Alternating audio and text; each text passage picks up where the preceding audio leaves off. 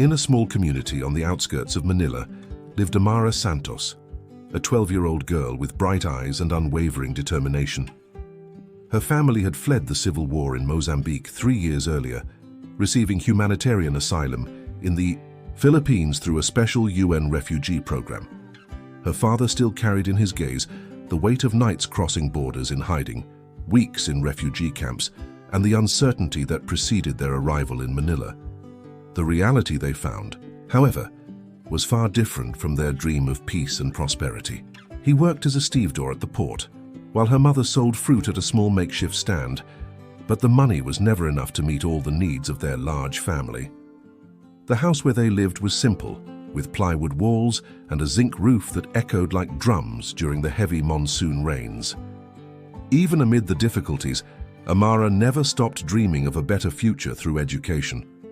Her grades were exceptional, and teachers frequently commented on her potential, but a constant obstacle threatened her progress. Her only pair of Aitul shoes, already worn and patched several times, was finally falling apart completely. The school was 5 kilometers away, and the path included dirt roads that turned to mud during the rainy season, as well as stretches with sharp stones that hurt her feet. Amara tried to repair her shoes every night, using pieces of cardboard and sewing thread her mother gave her, but it was like trying to hold water in her hands. The deterioration was inevitable. On the morning when the sole of her right shoe completely detached halfway to school, Amara cried silently as she walked barefoot the rest of the way. Upon arrival, her feet were injured and dirty, provoking pitying looks from some and muffled laughter from others. It was at that moment that Amara made a decision that would change her life forever, inspired by news circulating around the city. Manny Pacquiao, the legendary Filipino boxer and senator, would visit a gymnasium near her community for a charity event the following week. The girl wasn't sure if she could even get close to someone so important, but the hopelessness of her situation gave her courage. On the following nights, while everyone slept, Amara wrote a simple letter in her careful handwriting, explaining her situation and asking only for a sturdy pair of shoes to continue attending school. She carefully folded the paper and kept it in the small cloth bag she used to carry her few school supplies. The day of the charity event arrived with the typical humid heat of Manila.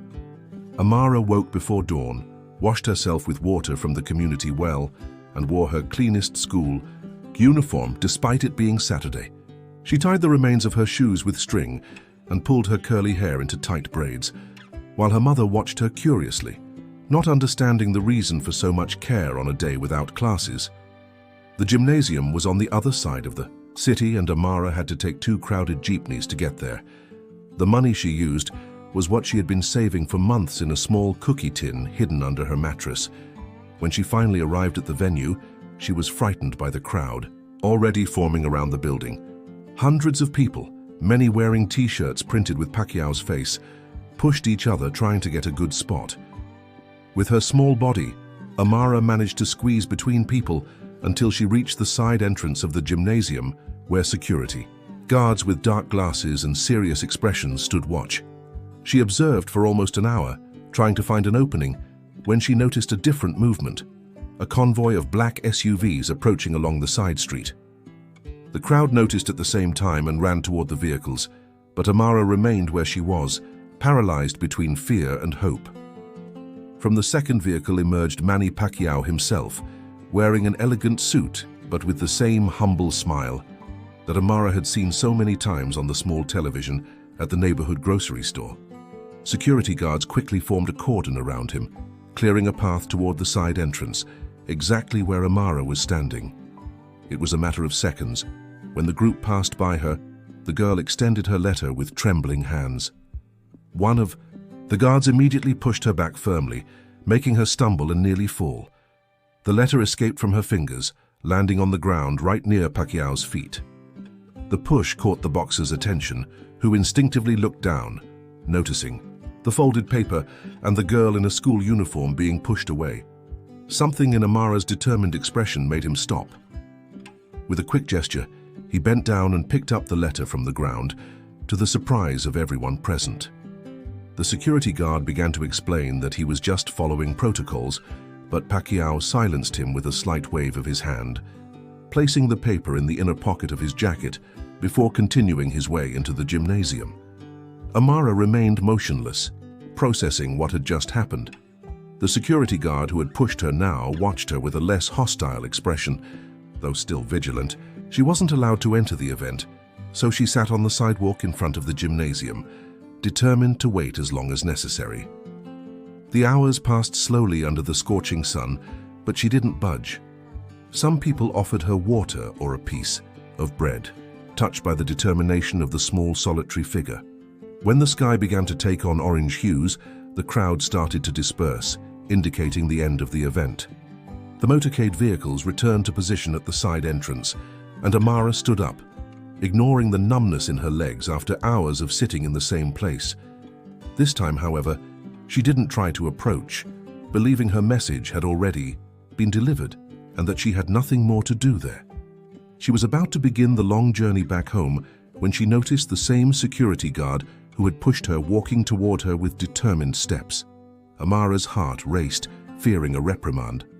To her surprise, the stern-faced man simply asked her name and, after confirming she was the author of the letter, asked her to follow him. With hesitation and a mixture of fear and hope, Amara followed the security guard to the last SUV in the convoy, where a younger man awaited her with a friendly expression. He introduced himself as Ramon, Pacquiao's assistant, and explained that the senator had read her letter between appointments and wanted to speak briefly with her before departing. Before she could process what was happening, Amara was led to the vehicle, where Manny Pacquiao waited for her in the back seat. The interior of the SUV was more luxurious than any place Amara had ever been, with soft leather seats and air conditioning that contrasted dramatically with the suffocating heat. Outside, Pacquiao smiled warmly at her, holding her open letter in his hands. The conversation lasted only a few minutes, but to Amara, it felt like a precious eternity. Pacquiao listened attentively as she explained in a low and trembling voice her family's situation as refugees and the difficulties she faced in continuing her education. For a moment, when mentioning their escape from Mozambique, Amara relived the sound of distant gunshots, the smell of smoke, and the tight grip of her mother's hand as they ran through the night. Pacquiao seemed to notice this momentary shadow in her eyes as his gaze softened even more. He asked questions about her school, her favorite subjects, and her dreams for the future, showing a genuine interest that surprised the girl. In the end, he took out his phone and made a quick call, speaking in Tagalog in a determined tone. After hanging up the phone, Pacquiao explained to Amara that he would send someone to her home the following Monday. He wrote down the address she provided in a small notepad and assured her that her request for new shoes would be fulfilled. With a final encouraging smile and a gentle squeeze on Amara's shoulder, Pacquiao said goodbye, leaving the girl with a sense of unreality as Ramon escorted her out of the vehicle. The journey back home was a blur of crowded buses and congested streets, with Amara mentally repeating every second of the encounter, fearing it was just an elaborate dream. When she finally reached her community, it was already night, and neighbors were gathered outside their homes, seeking relief from the heat that persisted even after sunset. Amara ran home, ignoring curious questions about where she had been. All day, her parents received her with a mixture of relief and concern, having spent the day wondering where their daughter might be. When Amara told them about her encounter with Manny Pacquiao, there was a moment of stunned silence before her father let out an incredulous laugh. Her mother looked at her with concern, fearing that her daughter was making up stories to escape. Some problem. No one believed her, and Amara went to sleep that night with silent tears moistening her pillow, but still clinging to the promise she had received. The weekend passed slowly, with Amara alternating between moments of fervent hope and growing doubt. What if it was all just an empty gesture from a man too important to remember a poor girl? What if the assistant had written down the wrong address? The questions tormented her mind as she tried to occupy herself with household chores and schoolwork, avoiding the worried looks from her parents. Monday morning arrived with the familiar humid heat of the rainy season. Amara prepared for school as usual, tying the remains of her shoes with a new piece of string and trying not to feed hopes that could easily be crushed. She was about to leave when she heard the unusual sound of a powerful engine approaching through the narrow streets of the community, followed by surprised exclamations from neighbors who were already on their way to work. A gleaming pickup truck stopped in front of Amara's house, immediately drawing the attention of everyone around. Miguel, the same assistant who had spoken with her on Saturday, stepped out of the vehicle carrying several boxes and bags. Amara's parents came to the front of the house, confused and slightly alarmed by the commotion. Miguel formally introduced himself, showing an official identification card from Pacquiao's foundation, and asked for Amara Santos. When Amara timidly approached, Miguel's face lit up with a smile of recognition. He explained to her astonished parents that Senator Pacquiao had been touched by their daughter's story and wanted to offer support through his charity foundation. From the boxes, Miguel removed 3 pairs of high-quality shoes, one for daily use at school, another for special occasions, and a third specifically for physical education. These were donated by partner companies of the foundation that support our work with vulnerable children, explained Miguel as he continued to remove items from the bags: new school uniforms, backpacks, notebooks, books, and various school supplies. The neighbors had gathered around, watching in amazement as the scene unfolded. The incredulous expression on Amara's father's face slowly transformed into emotion, while her mother covered her mouth with her hands, eyes shining with contained tears. The most surprising moment came when Miguel handed an envelope to Amara's parents, explaining that it contained documents for a partial scholarship at one of Manila's private schools, guaranteed for an initial 2 years with the possibility of renewal based on academic performance. The Pacquiao Foundation maintains partnerships with various educational institutions that reserve places for our scholars, Miguel clarified, adding that there would also be a small monthly allowance to cover transportation and extra materials. Tears flowed freely down the face of Amara's mother, while her father, visibly moved, shook Miguel's hand repeatedly, thanking him in a mixture of English, Portuguese, and loose Tagalog words he had learned since arriving in Manila.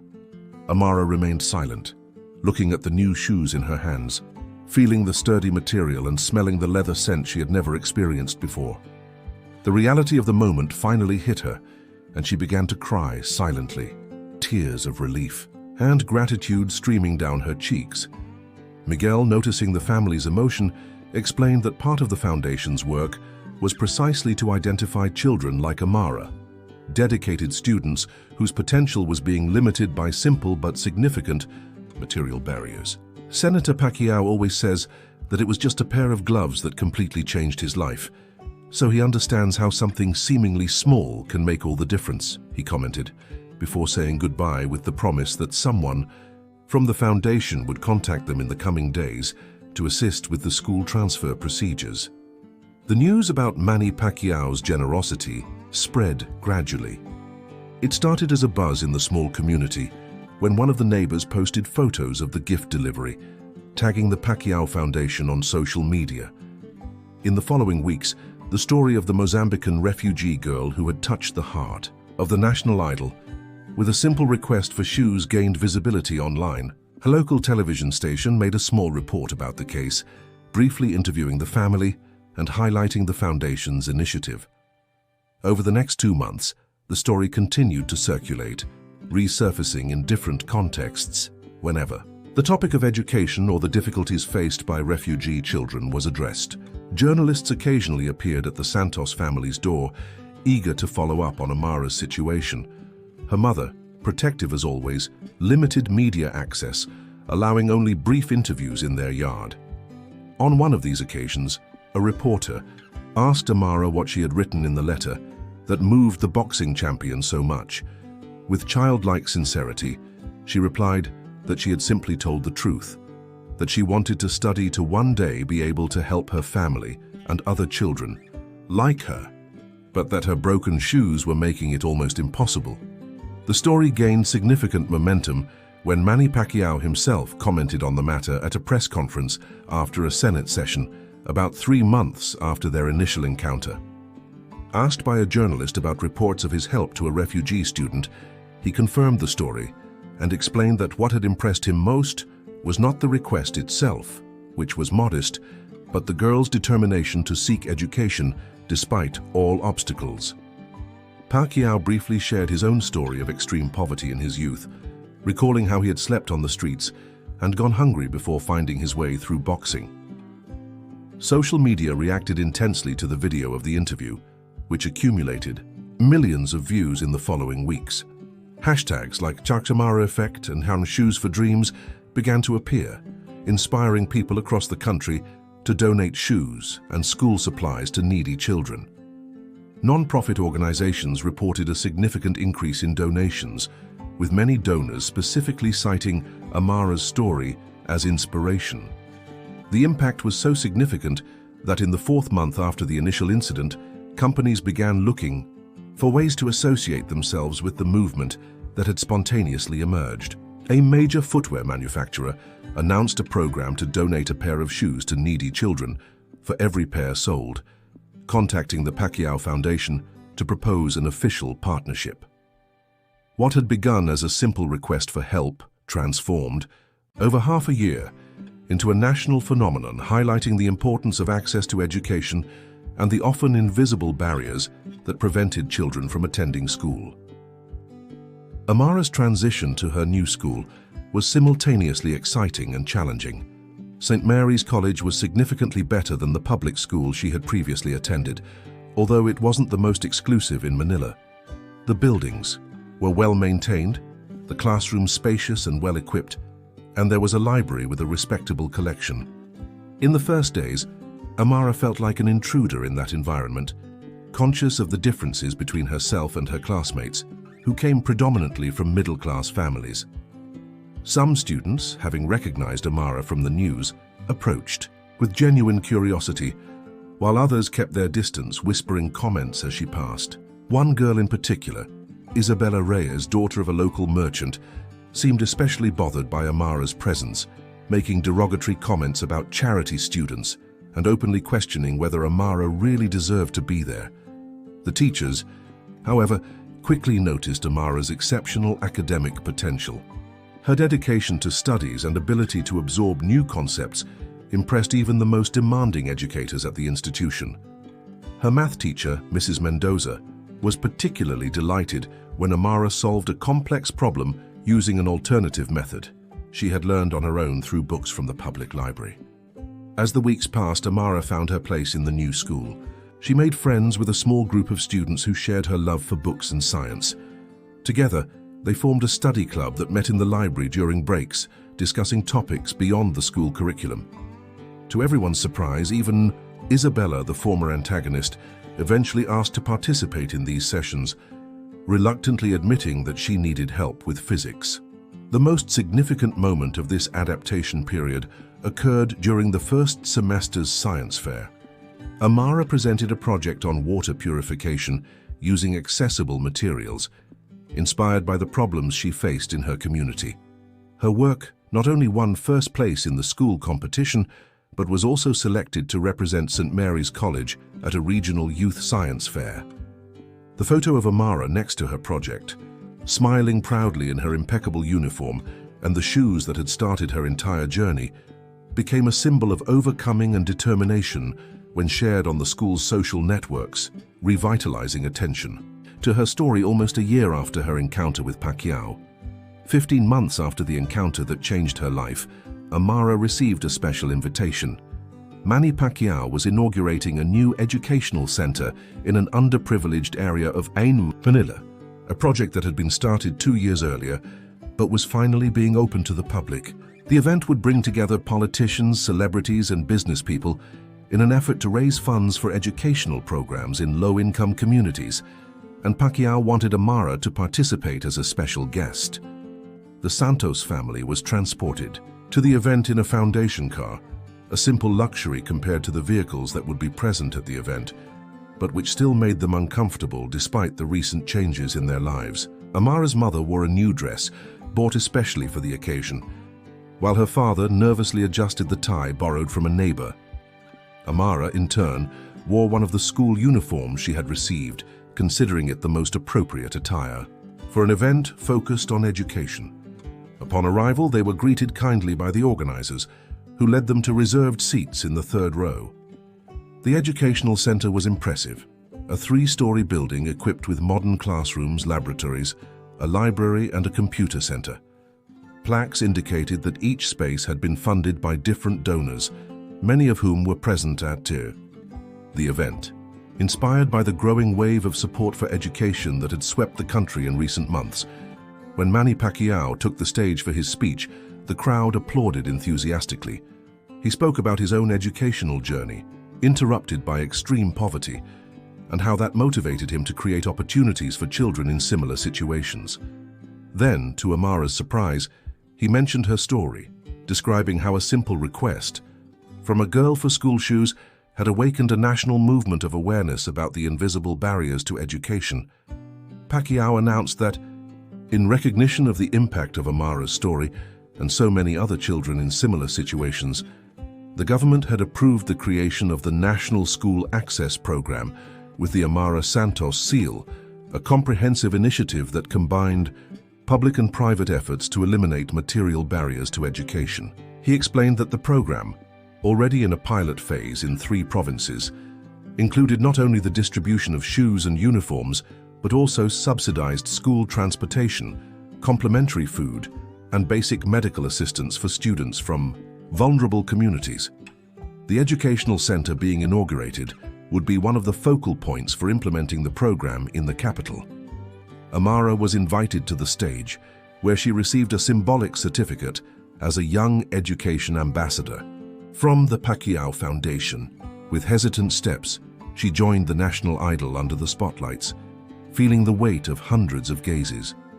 As she stood beside him, silent tears running down her face now illuminated by a shy smile, Pacquiao concluded his speech with words that would resonate for a long time. Sometimes, the simplest request can reveal the deepest need, and a single child can inspire an entire nation to walk in a new direction. Today, we take another step on this journey, putting on the shoes of compassion and education. The audience rose in an emotional ovation, while Amara, the refugee girl who just wanted to go to school, became a symbol of hope and transformation for thousands of children across the country.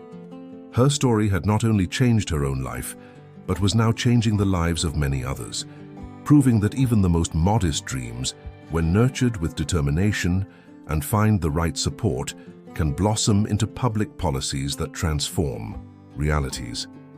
And it all started with a simple request, a pair of shoes to be able to go to school. If you enjoyed this story, don't forget to leave your like and subscribe to our channel.